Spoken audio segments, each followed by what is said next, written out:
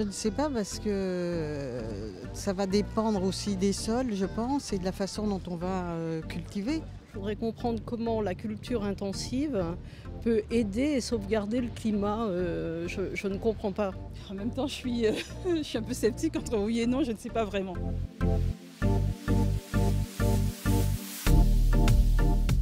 Alors en fait, dans les statistiques sur les émissions de gaz à effet de serre, on a l'habitude de considérer que l'agriculture au niveau français est un émetteur à niveau de 20% à peu près.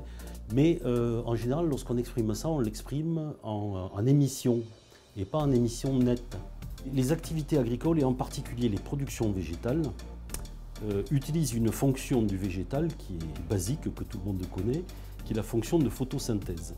Alors, cette fonction de photosynthèse, c'est très simple, c'est une capacité qu'ont les végétaux à transformer en fait le carbone du gaz carbonique de l'air en carbone végétal, en matière végétale.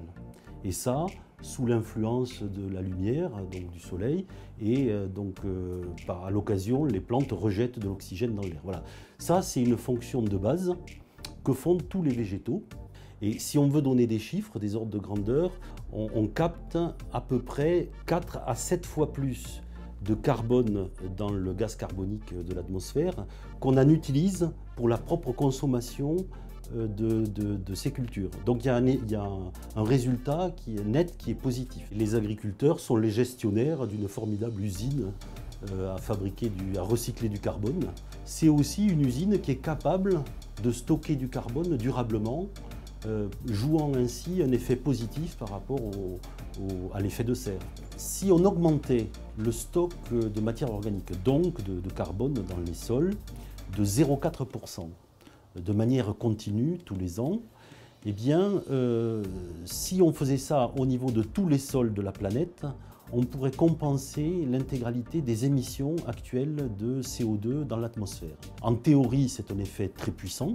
On voit qu'on est dans une contribution positive en fait, de l'activité agricole à la fixation du carbone et donc une contribution positive à la réduction du changement climatique.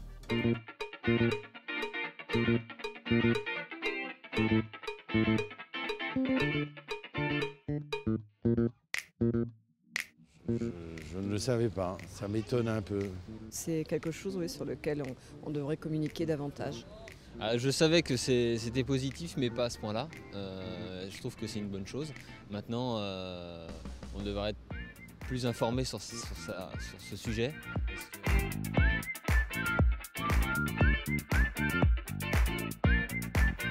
Oui, je pense qu'il faut développer ça. Il faut s'axer là-dessus et développer les biocarburants. On sait qu'à terme, ça va être une solution essentielle et il faut développer ça de façon pérenne et essayer que ça remplace un petit peu les solutions actuelles. Si ça peut sauver la nature, la planète, oui, je dirais oui. On dit souvent que la vérité finit toujours par avoir raison. Mais en l'occurrence, dans le domaine des sciences du vivant, de l'agronomie en particulier, cette vérité est assez complexe. La productivité de l'agriculture et de la forêt, c'est la même chose pour la forêt, c'est la même chose également pour les récifs coralliens. Leur productivité est proportionnelle à la vertu climatique.